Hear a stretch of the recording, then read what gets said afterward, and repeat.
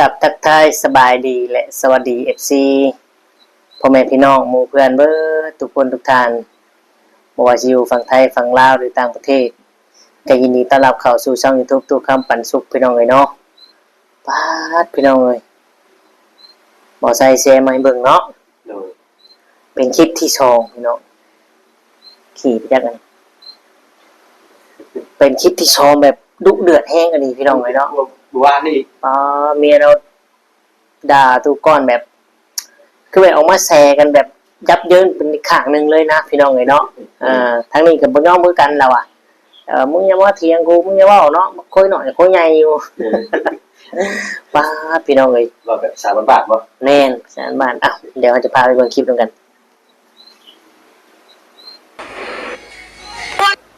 ล้านข่าวแห้งโสดก่อนนี่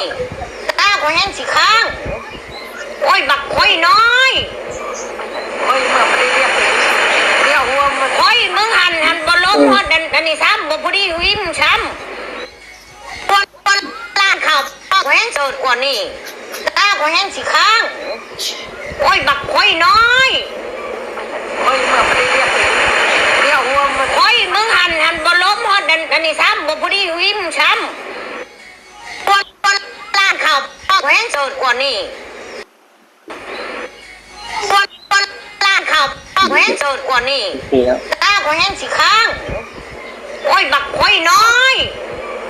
โอ้ยเมื่อไม่ได้เรียกหัวมันโอ้ยมึงหันบอลล้มพอดันนี่ซ้ำบ่พอดีวิ่งซ้ำคนล้านข่าวแห้งโสดก่อนนี่ตาก็แห้งสิค้างโอ้ยบักค่อยน้อยโอ้ยเมื่อไม่ได้เรียกหัวมันโอ้ยมึงหันบอลล้มพอดันนี่ซ้ำบ่พอดีวิ่งซ้ำคนล้านข่าวแห้งโสดก่อนนี่ป้าพี่น้องเลยเนาะบักคุยหน่อยบักคุยไง ออกมาแซกันยับเลยพี่น้องเลยเนาะออกมาแบบว่าบ่ยอมแพ้กันเลยนะทางเมียเราก็โอ้ยบ่ยอมคือกันเราเนาะทางตูก่อนได้เคยแชร์เราเคยบอกเราก็บ่ยอมคือกันแหละพี่น้องเลยเนาะเราก็สู้แบบแซกันนะเนาะตูก่อนเราก็ว่าเรามีของดีตูก่อนเราก็เรามีของดีเนาะพี่น้องเลยที่ทุกเทียงกันไปมากเมียเราก็เกิดคลิปที่2เนาะเกิดเป็นคลิปที่2พี่น้องเลยเกิดเป็นคลิปที่2ที่ทำให้เมียเราเลยทำให้เมียเราเดือดเนาะทำให้เมียเราดูเดือดแห้งจึงมีคลิปตอบโต้กันเนาะแต่ว่าตัวก้อนนี่คือว่ากำลังสิเอาเมียใหม่บ่เนาะเห็นคลิปลงเยอะแม่นเป็นเจ้าเมียใหม่คนทางไหนอีกแล้วบาทแม่นถ้าว่ากันจักมึงด้วยว่าเขาจัดงานแต่งเนาะด้วยแต่ถ้าแต่งนี่ก็น่าสิเห็นเนาะใช่เนาะเพราะว่าเฮาก็ติดตามอยู่ YouTube ต้องไปถ่ายอยู่แล้วพี่น้องเนาะถ้าว่าแต่งงานแล้วนะYouTube ต้องไปถ่ายนี่แหละพี่น้องเนาะมื้อนี้ก็วันอาทิตย์เฮาก็บ่ได้มีหยังหลายวันนั่งเว้าชมแซวเรื่องชาวบ้านนี่แหละเนาะ เฮาก็เป็น YouTube สายเสือกคือกันพี่น้องอ้าวเนาะเอาแล้วเบิ่งกันพี่น้องเนาะโอ้ยหายตรงเช้าดิ้นแนวอยู่นี่เนาะสงสัยอยากออกทักทายหา FC บ่หา FC หน่อยคนหน่อยให้กินจากินจาบ่หิวโน่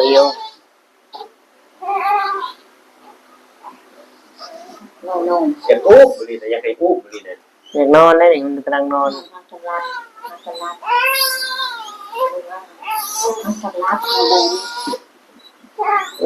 เชื่อไหมนี่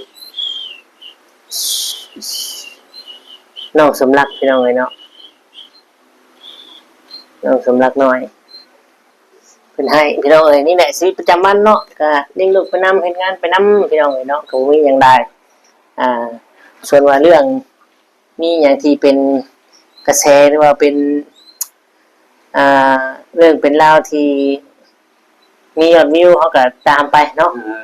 แบบข่าวนี่แหละพี่น้องเนาะข่าวอย่าง ติด ดั ตาม ง ข่าวสาร ๆแม่นข่าวอย่างที่ดังๆข่าวอย่างที่นั่นเฮาก็ตามไปพี่น้องเนาะเพราะว่า YouTube เนี่ยเรียกว่าพวกเฮ็ดเพจเนี่ยไปทั้งนี้อยู่แล้ว แม่น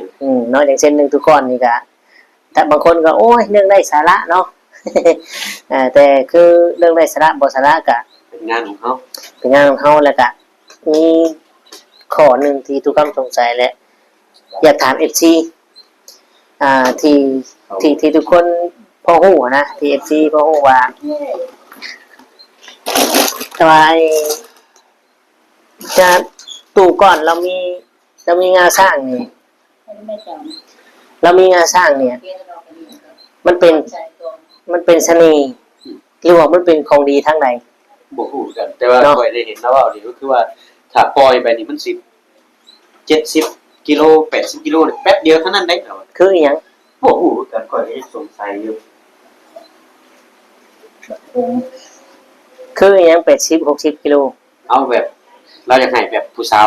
แบบคนที่เราเลิกมานะเมียเก่าเรานะสิหนีไปใส่ก็ยากละ80กิโล100กิโลก็ยากละปล่อยไปแป๊บเดียวมาหาคือเก่าแล้ว เอา เราเว้ากันนะ ไปฟังคลิปนํกันเบิ่งกันพี่น้อง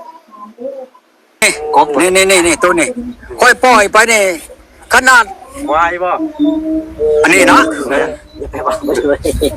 สร้างหน้าอะไรนี่นะสร้างหน้าค่อยปล่อยไปทางอากาศนี่ขนาดพันลักนี่บ่ฮอด2นาทีฮอดโลดอันนี้นะ ตัวเองก่อน เข้าใจบ่เลยนี่อีตาจานก้อนนี่บ่แม่นว่าของขี้ไก่ได้ค่อยบอกแจ้งๆเลยเด้อนี่ไผมีนี่อันนี้น่ะ มันหยังซะนะ เอาเบิ่งเนาะเป็นหยังเจ้าบ่จักบ่นี่ บ่ฮู้ แน่เจ้าบ่ฮู้ดอก ไข่มุก แน่ ไข่มุกหยังนี่ เอาแล้วจักไข่มุกยังแล้วไข่มุกเนี่ยมุกเจ้าบ่มีบ่ได้หั่นแหละ เราไล่มาจากบรรพบุรุษแต่ก่อนๆพุ่นบ่นี่ ตั้งแต่พุ่นแหละแต่เจ้าบ่ดูนุ่งชุ่มหัวหูดพุ่นแหละโอ้ค่อยสิให้เบิ่งนี่คันค่อยฮู้ว่าเมียนั่นมันอยู่ในไสค่อยสิให้เบิ่งรถนี่ค่อยอำไปหยังนี่ให้เบิ่งรถในทางอากาศนี่ตัวนี่นี่กบนี่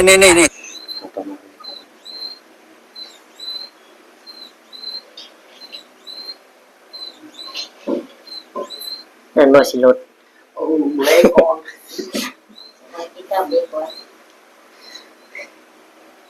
เล็กหมดร่างกายเล็กเนาะเอาสิใส่เกิดเข้าไปย่างออกไปเรียบแล่นอ้อมวัดเนาะแล่นวนในวงเวียนวัดนั่นแหละ พี่ฮอดพลานแปดนะจากทุกแลนตามทุกหลักคือบอกหลักตะกี้ไปแล้วทุกจุดราคาแลนไปจับแล้วมันยังไปต่อเรียนฮอดพลานแปดปุ๊บไปทำร้านสมัครเกิดการแลน นี่เป็นไงหลังจาก FC ฟังแล้วพวกงาสร้างนี่มันเป็นของดีอีหยัง จังว่าอยู่ เนาะผู้ใดที่ได้เบิกคลิปนี้แล้วก็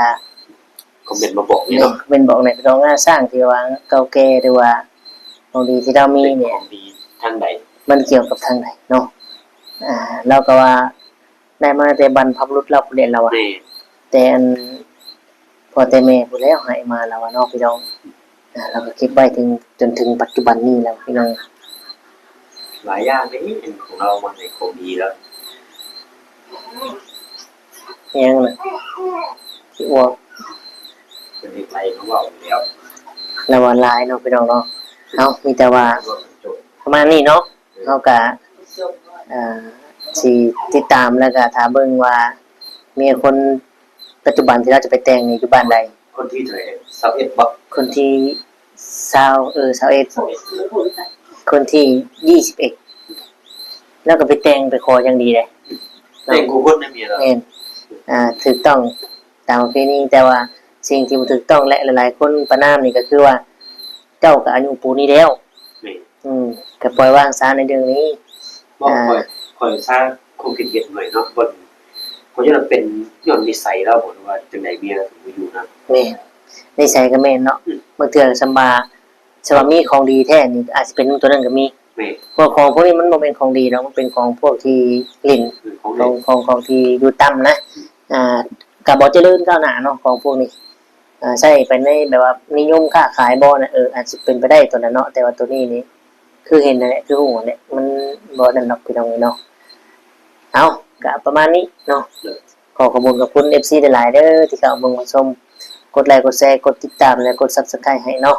ขอบคุณหลายๆสำหรับคลิปนี้ทุกท่านก็สิได้ขอตัวไปก่อนพี่น้องเสียงอูนลูกแอบๆนี่เนาะอยากรับเลยตาน้อยตาใหญ่อยู่